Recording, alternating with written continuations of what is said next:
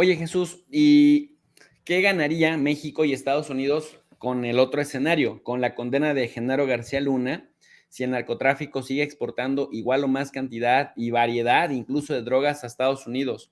¿No sería más bien repensar como la estructura que permite, que hace posible? Por ejemplo, estoy pensando en las BACRIM, las bandas criminales colombianas.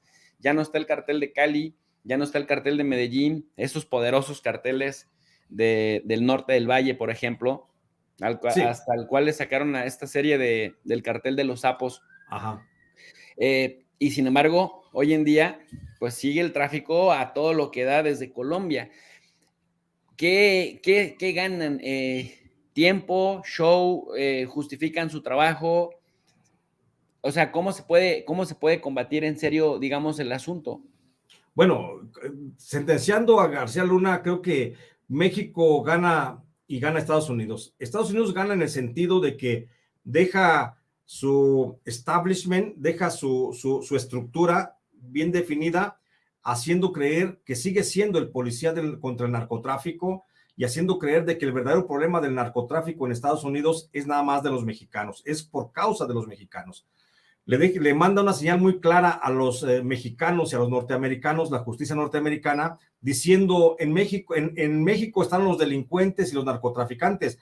En Estados Unidos no tenemos cárteles de las drogas, no tenemos problemas de corrupción policial. O sea, gana Estados Unidos al sentenciar a Genaro García Luna, sí gana, porque deja todo en el estado inicial de las cosas, diciendo aquí no pasa nada, toda la culpa es de allá de los mexicanos y por eso estamos juzgando a los mexicanos malos como García Luna.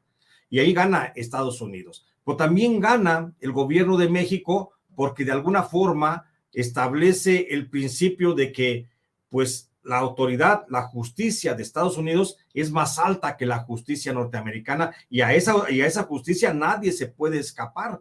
Entonces, ganan los dos, gana México, gana Estados Unidos con una sentencia de García Luna, porque todo seguiría siendo de esa forma teórica, hipotética en la que se piensa el narcotráfico, que toda la criminalidad pasa únicamente dentro de solo mexicano y que Estados Unidos es víctima del narcotráfico sin querer dar a conocer nombres de narcotraficantes y nombres de funcionarios corruptos de allá.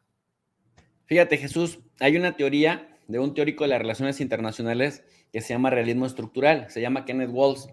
Y Kenneth Waltz dice que las estructuras determinan el comportamiento de las unidades. Las Sí. unidades, pues somos nosotros, las unidades son los gobiernos locales, los gobiernos nacionales, pero la estructura, la conformación de la estructura, dice las condiciones materiales determinan cómo nos comportamos.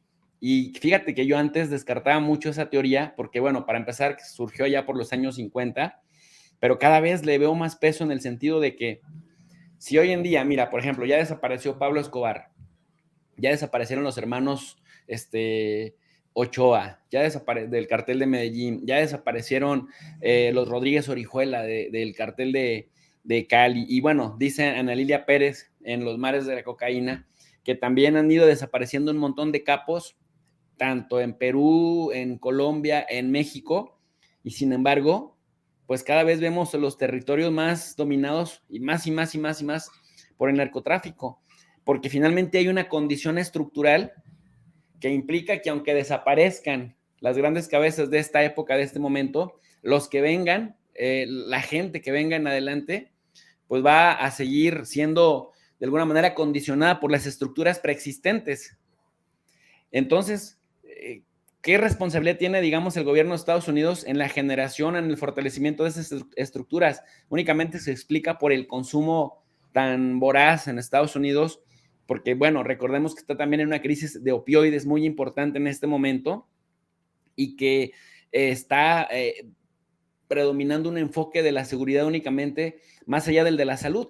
Tú recordarás que en el Estado de la Unión recientemente el presidente Biden dijo que iba a fortalecer más el tema de la frontera con México y que iba así a agarrar corto a las autoridades mexicanas para que le ayudaran a contener la crisis de opioides que entra por la frontera sur.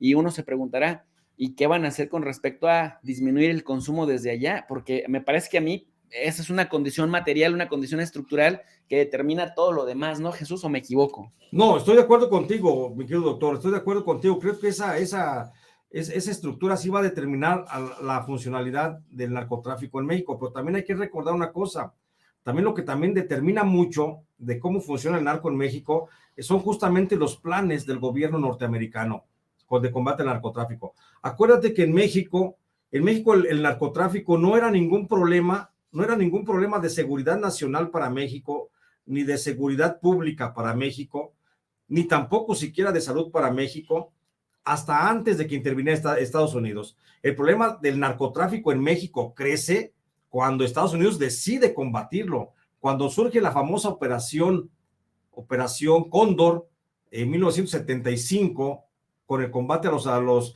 cultivos de marihuana allá en la sierra de Sinaloa, es cuando el narcotráfico verdaderamente repunta y comienza a crecer. Pareciera que lejos de que el gobierno norteamericano estuviera combatiendo el narcotráfico, lo estaba fomentando en México, porque mientras por un lado lanzaba una estrategia de combate a las estructuras del narcotráfico y destinaba recursos para ese combate, que fueron recursos que fueron luego cambiando de nombre hasta llegar al famoso Plan Mérida y hasta el acuerdo que hoy tiene México con Estados Unidos.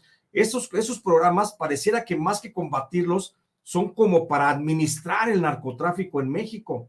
Entonces creo que la política de Estados Unidos de intervención en suelo mexicano, hablando nada más concretamente de México, ya no hablemos de otros países hermanos de Latinoamérica, hablando nada más de México, la intervención de Estados Unidos económicamente para combatir el narcotráfico parece que le inyecta dinero a las estructuras del cártel de las drogas, y esto hace que se vayan replicando, multiplicando en células, pero aparte que sean más virulentos estos grupos y que puedan tener mayormente la capacidad de mandar las drogas no nada más a suelo norteamericano y canadiense, sino también hasta Europa y hasta Asia. Entonces, creo que es la mano del gobierno norteamericano, como si pareciera, no quiero decirlo de esa forma, pero como si pareciera que la DEA y la CIA estuvieran muy interesados más bien en administrar a los cárteles de las drogas, más que en combatirlos, para convertirlos en sus operadores financieros, económicos, de ese mal tan necesario que a final de cuentas son las drogas.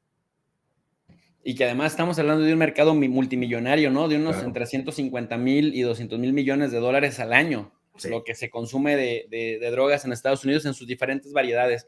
Entonces, eso hace muy complicado que cualquier gobierno, llegue el que llegue, de izquierda, de derecha, de centro, patriota, nacionalista o globalista, pueda hacer finalmente algo efectivo, porque es un fenómeno transnacional que se explica por una variedad de factores muy importante, y que aunque se hiciera, digamos, bastante acá, pues al final de cuentas sí condiciona el hecho de estar con un vecino que es el más consumidor del mundo, con 3,200 kilómetros de frontera, una frontera bastante porosa, que tiene dos combinaciones: el alto consumo de drogas de Estados Unidos, y por otro lado, la gran facilidad que tienen los grupos criminales para conseguir armas en Estados Unidos, traerlas acá y usarlas acá, porque justamente pues en el nombre de la segunda enmienda constitucional, es fácil que cualquier ciudadano mayor de edad, mayor de 21 años, pueda sacar un arma y después venderla, y la frontera mexicana de allá para acá es bastante porosa. Aquí en Tijuana, Baja California, a mí me sorprende muchísimo, Jesús, cuando vienes de San Isidro o vienes de San Diego entrando en carretera. Sí, me sorprende mucho cómo entran carros y de cada 10, 20 carros nada más paran a uno para revisarlo. Sí. Y tú dices, bueno, a lo mejor lo hacen aleatoriamente, pero tú imagínate las facilidades que tienen los grupos criminales, quienes se dedican a eso, para ir por armas, aumentar su poder de fuego y luego ver lo que vemos por acá.